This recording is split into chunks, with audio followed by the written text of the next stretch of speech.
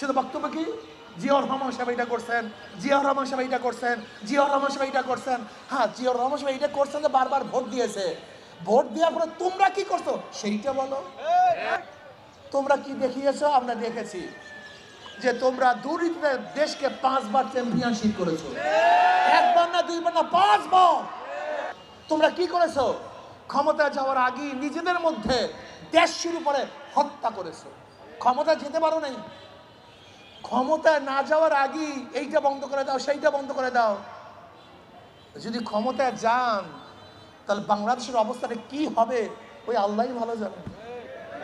মনে হয় তাদের বিরুদ্ধে কথা বলা যাবে না, কেউ নামতেও পারবে না। তবে জনগণ এত সচেতন আমি চিন্তাও করতে পারি না। এত সচেতন জনগণ, আলহামদুলিল্লাহ। প্রত্যেকের হাতে মিডিয়া, প্রত্যেকে দেখে, এমনকি রিক্সাওয়ালা ঠেলাওয়ালা আমি বহুতভাবে পরীক্ষা করে দেখছি, জনগণ খুবই সচেতন।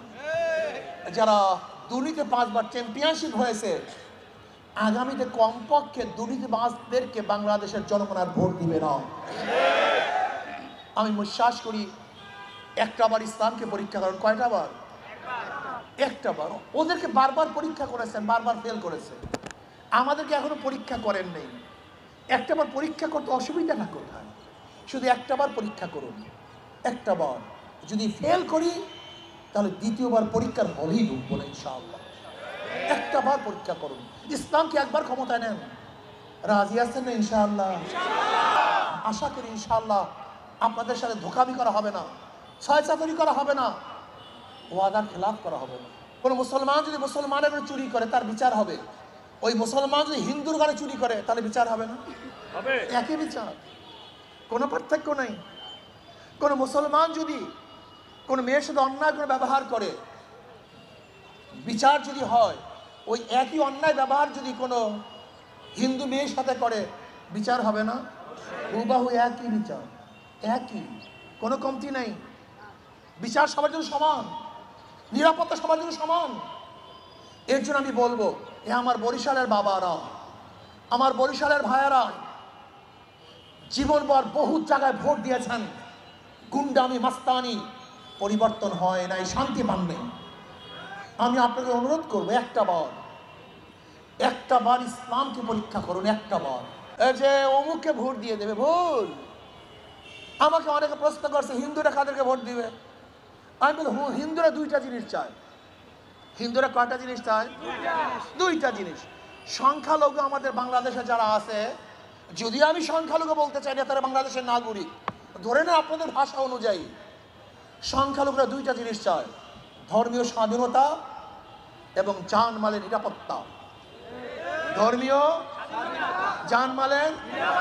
আচ্ছা বলেন তো, যেই ব্যক্তি কোনোদিন জুলুমই করে না সে হঠাৎ জুলুম করবে কিভাবে? যেই ব্যক্তি কোনোদিন চুরি করে না সে ব্যক্তি চুরি করবে কিভাবে?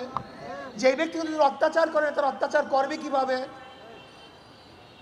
যারা অত্যাচারী তারা অত্যাচার করবে, যারা জালেম তারাই জুলুম করবে, যারা খুনি তোমাকে হোক আর একজনকে খুন করবেই করবে।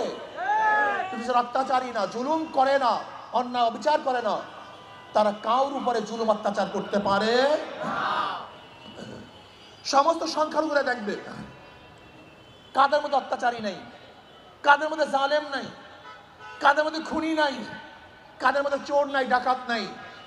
যেই দলের মধ্যে দুর্নীতিবাজ, ডাকাত, চোর, বদমাশ আছে, কোন সংখ্যালঘু তাদেরকে ভোট দিবে না।